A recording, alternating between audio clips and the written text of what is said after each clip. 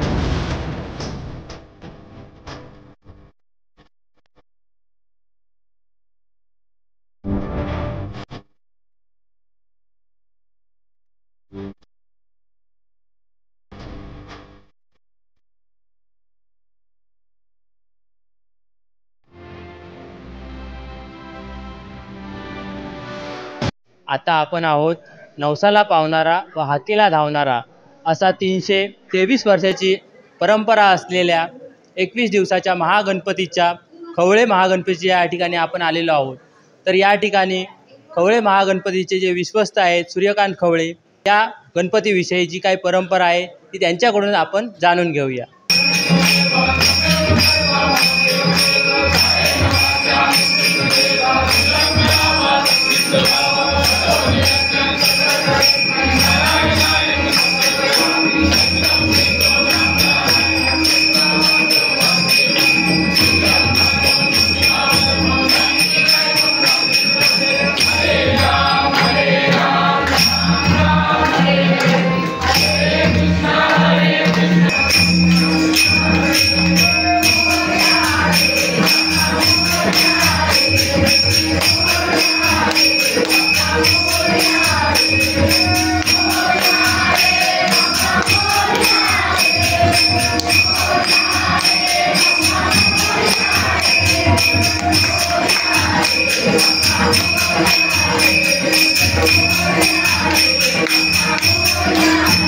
तर आपण आज आलो आहोत खवळे महागणपती या ठिकाणी। 21 दिवसाच्या या महागणपती ठिकाणी 3 वेळा हा गणपतीचं 21 दिवसात 3 रूप बदलत असतात। तर या ठिकाणी आपल्यासोबत या मंडळाचे ट्रस्टचे अध्यक्ष सूर्यकांत खवळे जे आहेत आपल्यासोबत। या गणपतीविषयीची जास्तीत जास्त माहिती त्यांच्याविषयी आपण जाणून घेऊया त्यांच्याकडूनच। काय सांगाल आपण या गणपतीविषयी? तर माझ्याबरोबर गणपत खवळे ते पण ट्रस्टी आहेत आणि अरविंद खवळे ते या ट्रस्टचे सेक्रेटरी आहेत, हे आहेत। सांगायचं म्हणजे काय विषय की छत्रपती शिवाजी महाराज ज्यावेळी कोकणामध्ये उतरले त्यांच्यावर अनेक सरदार होते। आमचा जो पूर्वज होता तो पण या त्यांच्याबरोबर नाविक दल जो होता, नौदल म्हणतो किंवा आरमार म्हणतो, त्याचा तो प्रमुख होता, तो त्यांच्याबरोबर होता।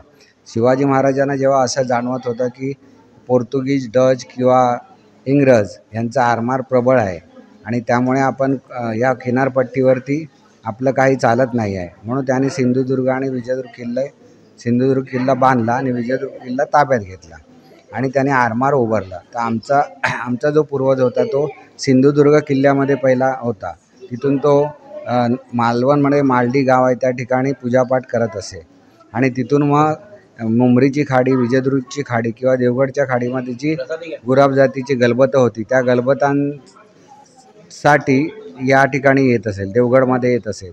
म्हणजे मालवण टू देवगड असं चालत त्यावेळी प्रवास केला जायचा किंवा जहाजाने. मग त्याने नंतर असं ठरवलं की या ठिकाणीच आपण वास्तव्य करायला पाहिजे, म्हणून त्याने ह्या समुद्रकाठी तारामुंबरी गावामध्ये हे घर बांधलं आणि वास्तव्य केलं.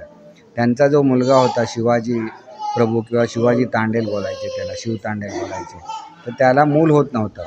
तर एक दिवशी हा गणपती आहे तो मालडीला जे नारायणाचं मंदिर आहे त्या आज पण छोटी मूर्ती आहे त्याची, त्या मूर्ती त्याच्या स्वप्नात आली. त्याने दृष्टांत दिला की माझा मोठा उत्सव कर, मग तुझी इच्छा पूर्ण होईल. त्याप्रमाणे तो सरदार असल्यामुळे त्याने या प्रकारचा गणपती बनवला.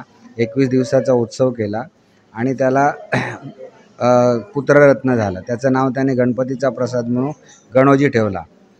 हेच गणोजी जे शिवाजी महाराजांचा आरमार होतं, म्हणजे त्यावेळी कान्होजी आंग्रे होते. कान्होजी आंग्रेंचा नातू तुळाजी आंग्रे. तर त्यावेळी तुळाजी आंग्रेची सत्ता होती आरमारावर. त्या तुळाजी आंग्रेंबरोबर आमचा जो हा गणोजी प्रभू किंवा गणोजी खवळे होता तो त्यांचा गुलाब जातीच्या जहाजाचा मेन होता विजयदुर्ग किल्ल्यावरती. 16 फेब्रुवारी 1756ला इंग्रज आणि पेशवे यांनी मिळून या विजयदुर्ग किल्ल्यावरती हल्ला केला. त्या हल्ल्यामध्ये 10 दिवस लढाई चालली. एक दारूखान्यावरती एक बॉम्ब पडला आणि पूर्ण दारूखाना आणि किल्ला पेटला. त्यामुळे लढाई हरल्यानंतर तुळाजी आंग्रेंना पेशव्यांच्या ताब्यात देण्यात आलं इंग्रजांनी. आणि हा गणोजी होते, गणोजीला खारेपाटण कोर्टाने आजीवन कारावासाची शिक्षा ठोठावली. ती शिक्षा भोगत असताना 12व्या वर्षी सिद्दी जोहर जो होता जंजिऱ्याचा, त्याने इंग्रजांशी बोलणी करून त्यांना सुटका केली. तिथून सुटका झाल्यानंतर हा उत्सव तसाच चालू राहिला. आजही आमच्या इकडे त्या गणोजी खवळेंची आमच्या बागेमध्ये समाधी आहे. त्या ठिकाणी आजही आम्ही 300 वर्ष दर सोमवारी एक दिवा आणि अगरबत्ती लावतो. आणि त्या गणोजीपासून मग आमची ही 9वी पिढी आणि हा 10वी पिढी, असे 3 पिढ्या आणि 11वी पिढी, अशा 3 पिढ्या आता या ठिकाणी कार्यरत आहेत. असा हा उत्सव चालू झाला. आणि ह्या उत्सवाचं आता वैशिष्ट्य कसं की त्या काळी माती मिळत नव्हती, त्यामुळे ते शेतातून माती आणायचे. ती माती साधी असायची. त्या मातीपासून हा गणपती त्यावेळी बनवायला जायचा आणि तो घरामध्येच बनवायचा.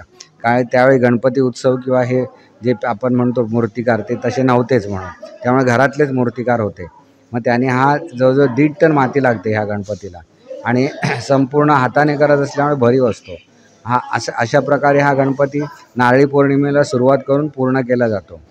आणि ह्या पहिल्या दिवशी जेव्हा ठेवतात त्या दिवशी त्याला सफेद रंग लावलेला असतो, उंदीर नसतो. दुसऱ्या दिवशी उंदीर ठेवतो आणि दुसऱ्या दिवसापासून रंगकाम चालू करतो. 5व्या दिवशी हा गणपती रंगून पूर्ण होतो आणि सतत 2-3 दिवसांनी असं रंगकाम चालूच असतं. 20व्या दिवशी आम्ही या ठिकाणी जागर किंवा लळीत म्हणून एक रात्र पूर्ण जागवतो. आमच्यातलाच म्हणजे कोणतरी पुरुष या ठिकाणी साडी नेसवली जाते आणि त्याला नाचवलं जातं आणि रात्रभर हा कार्यक्रम सर्व चालतो. दुसऱ्या दिवशी सकाळी आमच्या जेवढ्या पिढ्या मृत झालेल्या आहेत त्यांचं या ठिकाणी पिंडदान होतं. गणपती शेजारी पिंडदान होणारा जगातला एकच गणपती आणि ते पिंडदान झाल्यावर याच्या चेहऱ्यावरती पिवळ्या रंगाचे टिपके दिले जातात. हे त्याचं 3रं रूप.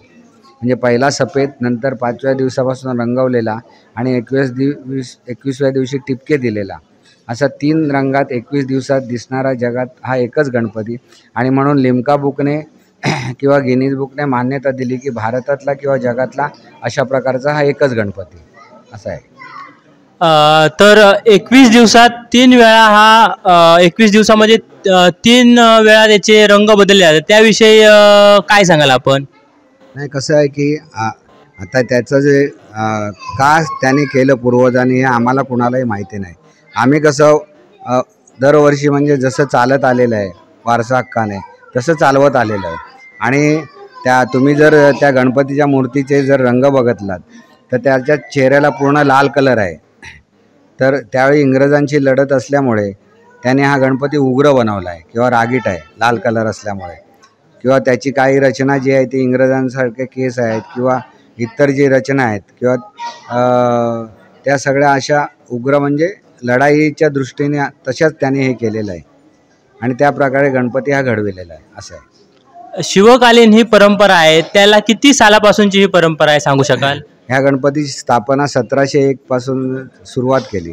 म्हणजे मला वाटतं गणोजी खवळ्यांचा जन्म व्हायच्या अगोदर त्याने स्टार्ट केलं आणि त्यावेळी 17वं साल सुरू होत होतं, म्हणून त्याने 1701 हे साल पकडलं आणि चालू केलं.